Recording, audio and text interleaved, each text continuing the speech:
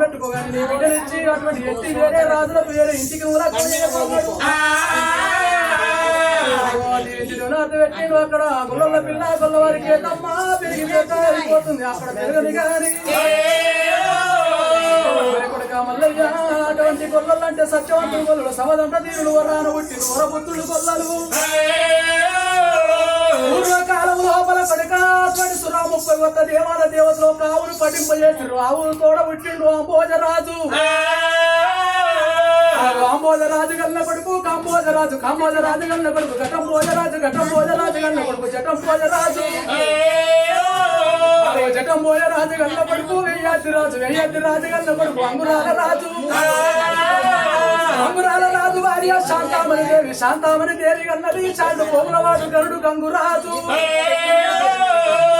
గంగురాజుకు 3 భార్యలు. పెద్ద భార్య మాణిక్య ప్రభాదేవి, రెండో భార్య అటువంటి చంద్రప్రభాదేవి, మూడో భార్య అటువంటి సూర్యప్రభాదేవి. సూర్యప్రభాదేవి గర్భం లోపల పుట్టిరు 5 పాండవుల సాటి 5 గొల్ల రాజులు. అందరికల్లా పెద్దవాడి గంటల శ్రీమతి మహారాజు, శ్రీమతి మహారాజు కన్నా రెండో వాడు అటువంటి తొరలకు పెద్ద తొరపెద్ది రాజు.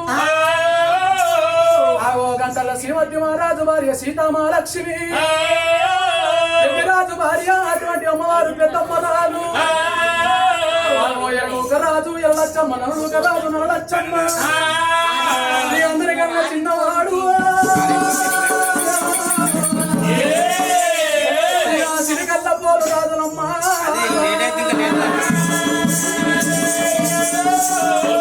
6,000 వల్లములల్లు, 3,000 తిరుమతులల్లు, అటువంటి 7 బాలా శ్రీదేవిని చిలకం చేసిండ్రు.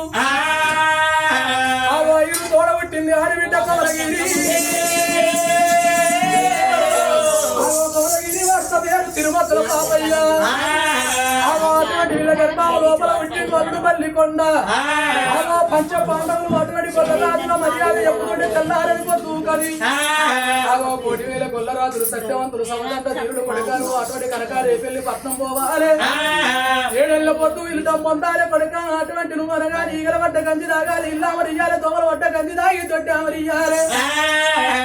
ఎంత ఎన్ని మాటలన్నా మాటలు కోర్చుకోవాలి. ఎంత కట్టగాలం వచ్చినా కట్టగాలను కోర్చుకొని గొల్లల ఇళ్ళల్లా 7 ఏళ్ల పొద్దు విలుటాలు ఉంది. గొల్ల పిల్లల కళ్యాణం వాడు అన్నాడు కైలాసనాథుడు.